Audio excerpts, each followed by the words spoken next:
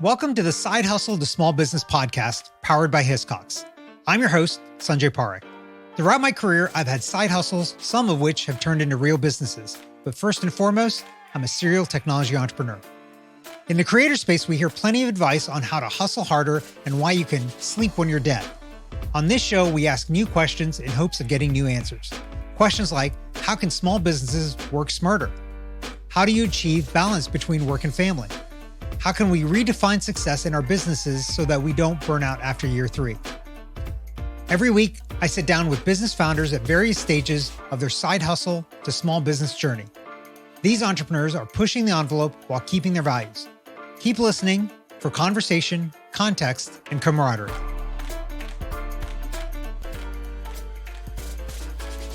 Today's guest is Dr. Shinika McKiever, the founder and CEO of the McKiever Group Creative Company, an agency that provides organizations with creative business solutions, including leadership development, nonprofit management, and entrepreneurial solutions. Shinika is joining us from High Point, North Carolina. Shinika, welcome to the show. Hey, Sanjay. Thank you for having me. I'm excited to be here. Well, I'm excited to have you on because I love talking about leadership and figuring out how people should actually lead organizations. But before we get into all of that, I'd love for you to give us like a minute or two about your background and how you got to where you are right now. Sure. So I am Dr. Shinika McKiever, the Chief Creative Officer of the McKiever Group Creative Company.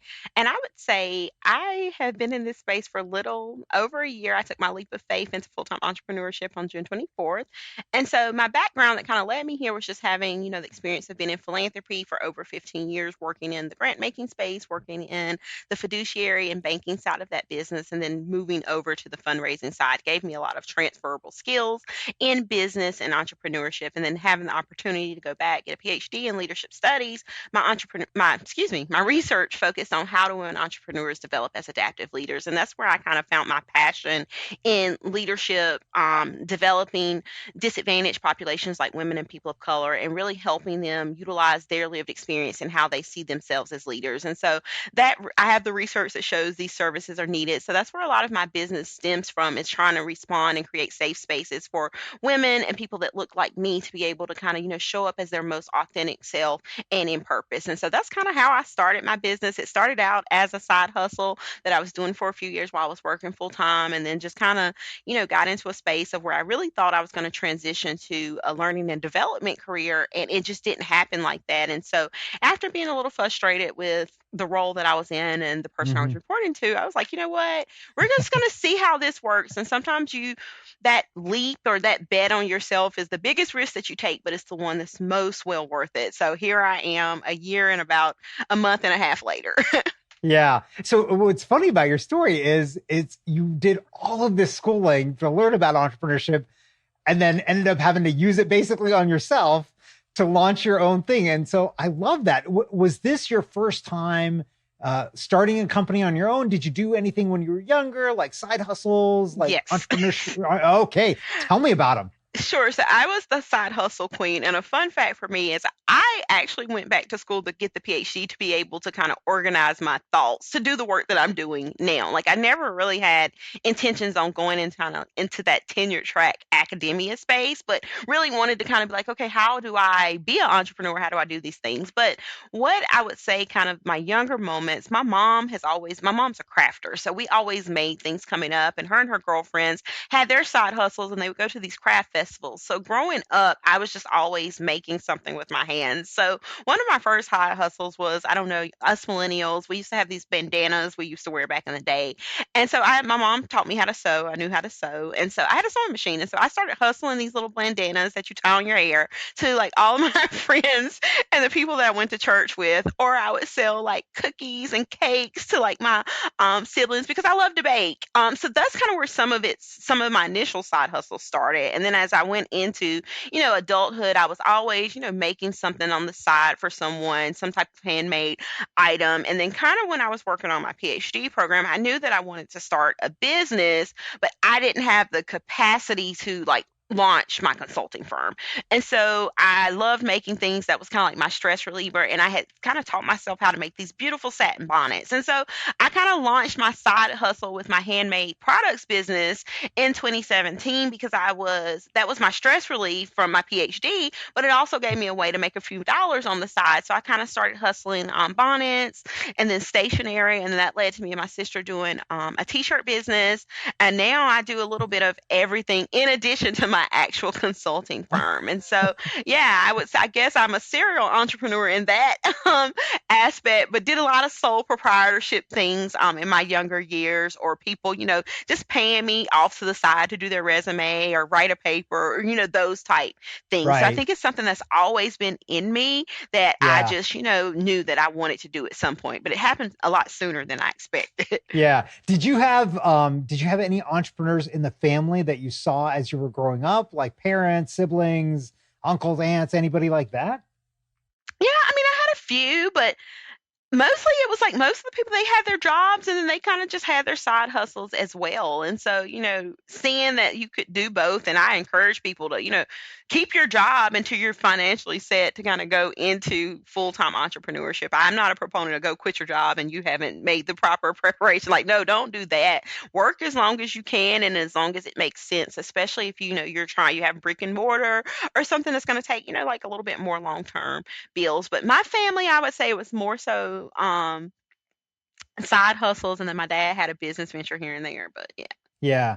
So it sounds like you were working and then you had some frustration at work because you weren't getting to the right place and then decided to launch this. Did you go? So you already were running it as a side hustle, or did you start from scratch right then when you were like, okay, I'm unhappy with work and I need to do something else? How did you go about that? Right. So I would kind of say I was running it as a side hustle. It really was not up Okay. and running. And so kind of when I decided I was going to do it, I kind of had an idea of things I wanted to do. And so when I put my notice in, I kind of had just clients appear, right? So I guess that's how things are aligned. And so one of my clients was around helping do some dissertation edits and works. And then I had a like nonprofit client to do some coaching. And so those were kind of like my first two, but they were enough to kind of get through those first initial months. And being probably a year or so in, I'm going to be honest, like I burnt my whole business model down in March and kind of used from like May to right now to kind of relaunch and rebuild, because after doing it a year, you get really clear on kind of what you enjoy doing, what you don't necessarily want to do because you can, or like let's just pivot because this isn't working or the messaging isn't clear. And so for me, it was just now I'm probably in a completely different space than I was a year ago, but I'm also very clear on the services that I want to provide. But yeah, I had to build that all out from scratch. And I felt like without having some of the foundational pieces, it felt like I was constantly kind of in that reactive mode. Right.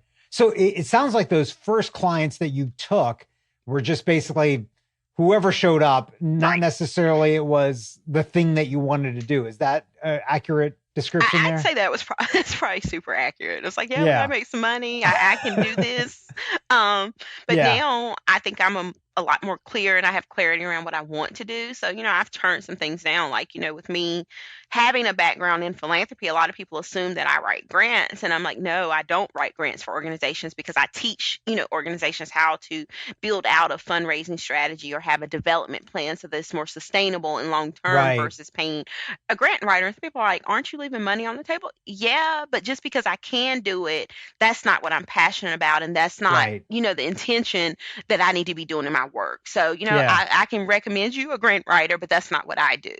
Right. Right. So when you were starting up, and you're having to just basically scrape together everything, uh, did that make you nervous, or was there anything else that was making you nervous about starting this and launching it yourself? Yeah, I was super nervous. Like I never forget like when my last day at my job was like on a Friday, and so that Monday I was literally like sitting there like, what the hell did I just do? Like I can't, like, it was almost surreal. And so, and I'm not even gonna lie, like entrepreneurship is hard. Sometimes you have your really peak seasons and sometimes you have some down times and you're just kind of like, how do I make this work? So I think that's why having, some savings, being very clear, having some things that bring in residual income are important. But it was just really like yeah, this is scary. And it's still scary. Like I've never done this before, and I'm kind of one of the first people in my family that's doing it on this scale. So it's like sometimes you're building the boat as you're going along, and you don't necessarily have, this blue. You have the blueprint, which you're like, it may work, it may not. But I think that's when it's important to have, like, kind of like your entrepreneurial community around you, or people that understand what you're going through, like, so that when you're ready to, you feel like giving up, or like I'm going back to work, you kind of reminded of the why and the purpose behind why you started your business. And that's why I think that you have to have a purpose in your business and not just to make money, because if it's just to make money, you're what's meaningful behind that? Right. I've not really asked this question of most guests, but I think it's interesting with you.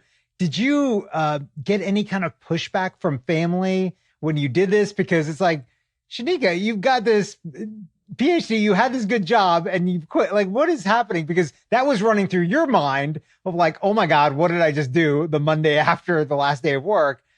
Did you feel any of that from family and them asking, like, are you sure about this? And how did you deal with that if you did? Right. So my family was super supportive. Before I even decided I was going to take this step, we had that conversation. So for me, like I figured out like March 2022 that I was going to stop job searching, and that if I didn't have a job by like the end of June, I was going to quit my job. And so when I decided that, I had a conversation with my family and my mom. I'm really close to my mom and my sisters. And my mom was like, you can do anything you put your mind to. Like, you heard what your mentor said. The easy thing about all of this is you can always go back and get another job. Like you have you have talent, but I think that you trust in yourself. This is something you need to do for yourself to follow your dreams. My sisters were like, "Oh yeah, you'll be fine." And even when there's been times where like I'm like, I don't know how I'm gonna make it. And my mom's like, "You have people, you have resources, use your support." And so tapping into them and having them like believe in my vision, even when sometimes I didn't necessarily believe in myself,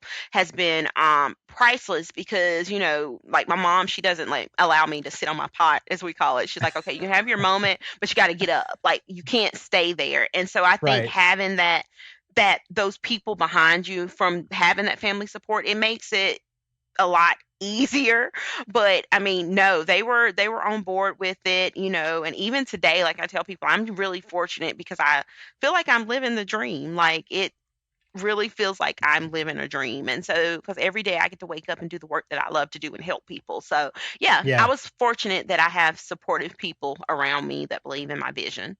Yeah. I love that philosophy because it's funny. I had that same philosophy when I quit my job for my first company, of the belief of like, well, look, if this doesn't work, somebody's going to hire me and I'm probably going to be a better employee after it because I've learned so much in Right. between now and there. And I think a lot of people have this fear that, oh, who's going to hire, there are no jobs or whatever. And there are jobs and you just got to, search around and find the right thing that's a fit for you. And so if you decide to do this and something doesn't work out, like people get laid off, people get fired, they find Right. new jobs. It's not like they're unemployed for the rest of their lives. Yeah. Like that's a thing. So I love that philosophy that you've got there and kind of that view that you had. Okay, let's shift gears just a little bit. Okay. I want to talk about the stress of owning a business and kind of for a while you were kind of doing a full-time thing, either school or whatever, and doing a side hustle. Like, how do you think about the stress and manage the stress of doing those things at the same time for yourself? Well, I think part of it is having boundaries, and even boundaries with yourself, because being an entrepreneur, like sometimes I'll like work all the time and you don't cut it off. So I have to be very intentional. Like, okay, I'm going to probably start my work day around 10, but I'm also know I'm a 7 to 12 worker. Like, so I need to make sure that I take time to eat, or, I take time with my family, or they'll ask me like, are you resting? Like, when are you resting? Cause you seem like you're doing a lot. So I think it's just knowing when you tend to overdo it and recognizing that you've got to kind of set boundaries or you're going to burn out. And what that looks like is, saying no. So one of the things I had to get, I would overcommit, and it was kind of like overcommitting because I felt obligated, not necessarily because it was something I wanted to do. So now the things that I take on, it has to align again with purpose. Is it Hmm. aligning with the bigger picture for my business, my personal and professional goals, or am I just doing this because I want to be busy for the sake of being busy? So it's some getting the courage to say no when it doesn't make sense for you or your business is number one. I think number two is time blocks. If you are working full time, it's really easy to like, oh, I'm tired, I can't work on this. But if you don't make the time for your business, nobody else will. And I think it's also making that investment in your business. So if you know that if you're working full time, you don't really have time or you don't know how to move forward with your business, like investing in a coach, investing in a course, making that investment in yourself. Because if you don't take the time to invest in yourself, who will? So I think it's just setting those boundaries, also having emotional intelligence and awareness of kind of what happens when I overextend myself, right? I'm Yeah. usually short. My family feels it. I don't show up for them. So it's like doing that constant inner work of how am I showing up? And if I'm Mm, not showing up in the way that I need to show up, we've got to pivot, reset, and make some changes. And that may be, canceling some appointments. Like one of the things I just did, I just came back from going to this thing called getaway houses. And it's like a little tiny cabin up in the woods just to kind of reset, get some things done. Or, I like water. So I go to, the lake or the beach. So just take that time to reset and know your triggers to when you need to kind of look within and pause because that's going to be most yeah. important. When you, I find this interesting, this getaway house, how long of a time do you go away for and how often are you doing that? So honestly, this was the first time I did it. And so we just Uh-huh. went, me and one of my clients went and did kind of like a strategic retreat. So we did it Oh, for a day. I mean, the place okay. where we went is about 45 minutes from where I live. But after going and just having being able to be in the woods with nature and all this quietness, like I think it's something I'm probably going to start doing quarterly because sometimes I think you just need to check out to plan because running your own business and especially if you're a solopreneur, you may not be in the space where you're making enough money to hire an assistant or, you know, hire some extra help so you're doing everything. And so sometimes that can get overwhelming to a Right. point where like you're really stressed out. So sometimes you got to just check out and like what's the priority for right now. And so for me, it was I'm going to go away and I'm going to go away from not having we're not going to have internet. I'm going to take some paper and we're just going to plan out what the end of the rest of the year looks like. And it was so beneficial. And now I have a clear vision on what I need to do. So I think it's just blocking that time and holding yourself accountable to make sure that you make the time to plan and strategize in your business because if you don't have those foundational pieces, your house is going to collapse. Right. Yeah. Let's kind of around these same lines of kind of health and wellness and stuff. How do you account for things like sleep and wellness as you're building this business? I mean, this is, you kind of mention it. It's really easy for us entrepreneurs to let work fill 24 hours of the day and not do anything other than work. So how do you fit that into the schedule and make sure that you're taking care of you? Yeah, so for me, I am a napper. Like, and that's one of the things I love most about working for myself is if I get overwhelmed in the middle of the day, I'm gonna go lay down and take a nap. And and what a nap does for me is a instant reset. Like I feel better. I'm in a different headspace. Like I probably had a snack, so I just take a nap. And I think sleep is important. So I try to get, I know I can function off of 6 hours, but that's not healthy. So I would prefer at least 7. But I know, if I spend all night up on a project, like I'm probably gonna sleep in the next day, and that's okay. So I think it's just again making time and knowing yourself because I know if I get in a good group, I might be up to 2 o'clock in the morning, and my clock goes off at 6. Like you know what, I'm gonna just cut it off, and if I get up at 9, that's fine as long as I don't have meetings. But I think blocking the time, and then if if you have family or a husband, I'm single, I have a dog, so she's pretty self sufficient. But if you got kids, like cutting things off on the weekend and like I try to make sure that I always have dinner with my family if they call and just being aware of when I'm doing too much because I can usually feel it. I usually get a sinus infection, so I slow down just to make sure I'm taking care of myself and recognizing that if you run yourself to your own you can't refuel from an empty cup. So you got to take time Mm-hmm. to re-energize, whether that's resting, making sure you're eating right, getting your exercise in. So I like to get up in the mornings and take a walk, and that's kind of just my time to get my thoughts together. But I feel better. My day usually runs a lot smoother on the days that I do that.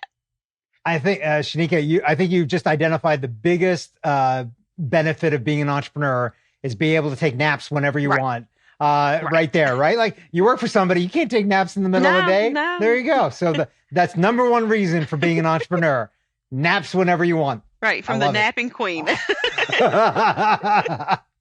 I love it. I love it. I might be taking a nap after this Right. because I didn't really even think about that. Like nobody's here to tell me no, so I'm just going to take a nap. Right. Okay, let's switch gears a little bit and talk about like all the things that you have to kind of manage to run a business. Is there technology or apps or systems that you've implemented that you'd recommend to others to be able to like run their businesses more effectively or Yes. easily?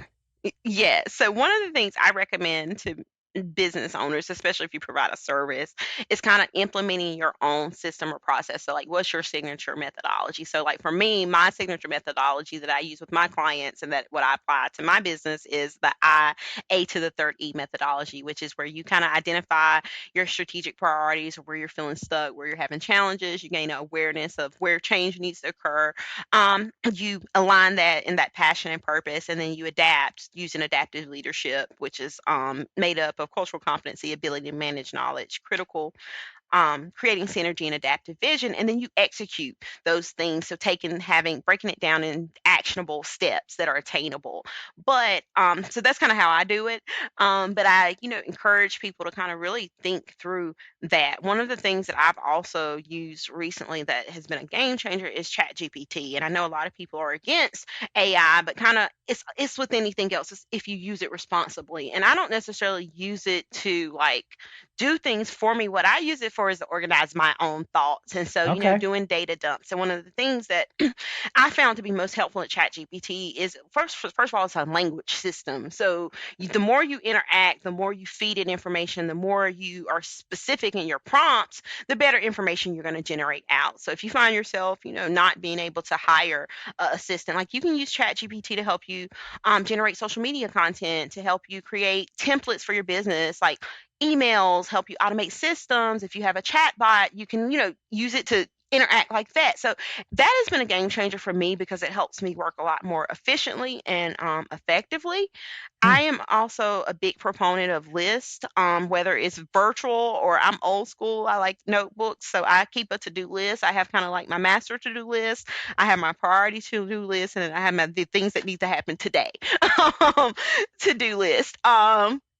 So, physical planners, some other tools that I think have been really helpful is like, email marketing. So I use ConverterKit to manage my email list, to, automate and send out automated emails, create sequences so that you can have segments set up to automatically communicate with your email list. And then that kind of takes you off of social media because, again, if social media went down tomorrow, you don't own that data. I think Right. social media tools would be scheduling apps, planning out your content. I've used Buffer in the past. I really enjoy lately. I use CapCut to do some edits. I do WeTransfer to transfer large files.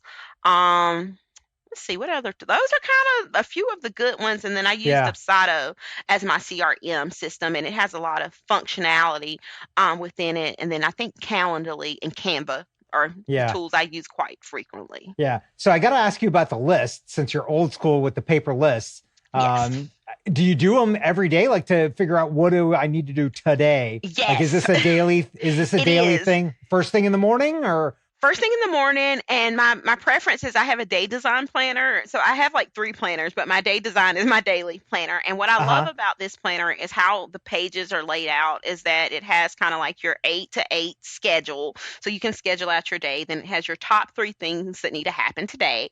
And then it has kind of like your to-do list for the day. And then it has a side Right. section with notes that would kind of be the stuff that I know I'm not getting to today, but it needs to happen within like, a week or so. Those go over there. And then Yeah. it has a gratitude so that you can, say what you're thankful for. It has a great inspirational quote. And then it just has a little section for tonight. So I use that to kind of manage my day because if I don't write it down, I'm going to forget. And sometimes, Yeah. you have good intentions to go back and type it into an app or put it in a note, but I like to just jot things down because if I don't write it down, I'm going to forget. But I like the day designer planner because it has the capabilities to break it out in different lists. So, like I knew today I had to submit something. I needed to get an email out, and let's see what else was on that list. I'm working on a grant proposal from one of my clients. So those Yeah. are 3 things I have to have today. If nothing else on that list gets done, I've got to do those 3 things. Right. So, and then I think action planning notebooks are also very helpful in that, because you can just kind of do the running tool and mark it off. Yeah. Okay. That is a great set. You've got a clear system set up there. I love that. Okay. One last kind of piece of advice from you, and then I want to ask you one more question about Sure. kind of the work that you do. But if you had somebody that's thinking about taking their leap and starting a side hustle, or taking their side hustle and making a full-time business like you did, what would you tell them? There is no guidebook to entrepreneurship. And so you have to give yourself grace in the process and recognize that there is no guidebook to it. And so sometimes you don't know what you don't know until you get into it, but that shouldn't stop you from trying, because you got to try things to see what's going to work. And I think in entrepreneurship, failure gets such a bad rap, but it's like, if you're not failing, are you trying hard enough? Because one of my biggest epiphanies came from a failure in my business, where I had this great product that I spent a lot of time with. I thought it was going to be a sellout, and it flopped and nobody bought it. But I realized my messaging wasn't clear. So I think, you'll hear a lot of people say you need to niche down. I think you just need to be very clear about who you serve, how you serve them, and what makes them different, so that when you come into your market, you really understand what your competitive advantage is and how you stand out from everybody else. Like, you can be doing the same thing someone else is doing, Mhm. but the world still needs your talent. So don't, have that tunnel vision when it comes to entrepreneurship, and don't compare yourself to everyone else's journey, because it's like an iceberg. You don't know what they've went through to get there. So just kind of focus on you, what's in front of you, what you need to do for Yeah. your business, and then quiet the noise, and you'd be surprised how much you're able to get accomplished when you're not in that constant comparison mode or competing with other people, because you are the competition. Right. Yeah, that is great advice. Okay, here's my last question for you. You've done a lot of stuff on leadership, studied leadership. What's like that one thing that our listeners could do to become better leaders? Just one thing, like the worst thing that you see, and like, oh man, if people would just fix this. Be the That would be leader the you one. wish you had. Be the leader that you wish you had. And lead by the golden rule. If you do unto others as you do unto yourself, then yeah. And the only thing I would add to that is that leadership is not about you as an individual. Leadership is about the people that follow. So people have to be willing to buy into the vision or what it is that you're selling in order to get behind you. So leadership is about your followers. And if you always keep that in front of you and lead how you want to be led, everything works out. But we never do unto others as we would do unto ourselves. So that's why the Yeah. world's such a crazy place. But I That think if is- you lead how you want some, or be the leader that you wish you had at different Yeah. parts of your career or in your business, and then you'll start to show up for other people in that same way. Yeah. That is super insightful. I've always done that as well. I've seen leaders and had people above me and seen the things that I like and I don't like that they do. And I try to make sure I do the things that I like and not do the things that I didn't like. Right. Because yeah, there's definitely a lot of bosses out there, and they're not always great. It's the all difference time, between so. leadership and management. Just because Yeah. management's about Yeah, authority, you're right. leadership's about influence. Yeah, you're right. And your other part of it too is correct. You can't be a leader without any followers. So Right. it's about the followers. It's not about you. Shinika, this was fantastic. This was a great you. conversation. I loved it. Where can our listeners find and connect with you online? So you can find me online. I'm on Instagram, Facebook, and I think TikTok at Dr. Shinika McKiever. Or you can find me on my website at www.themckievergroup.com. And we just redid our beautiful website, so really excited about that. So go visit it. That's great. Yes, go visit it. Send us a message. Follow us. I'm always dropping different gems and tips. And send me a message. I respond back, very responsive, and also super willing to help. So awesome. Thanks again for coming on the show today. Thanks for having me. I enjoyed it. Thanks for listening to this week's episode of the Side Hustle to Small Business podcast powered by Hiscox. To learn more about how Hiscox can help protect your small business through intelligent insurance solutions, visit hiscox.com. That's HISCOX.com. And if you have a story you want to hear on this podcast, please visit hiscox.com/share your story. I'm your host, Sanjay Parikh. You can find out more about me at my website, sanjayparikh.com.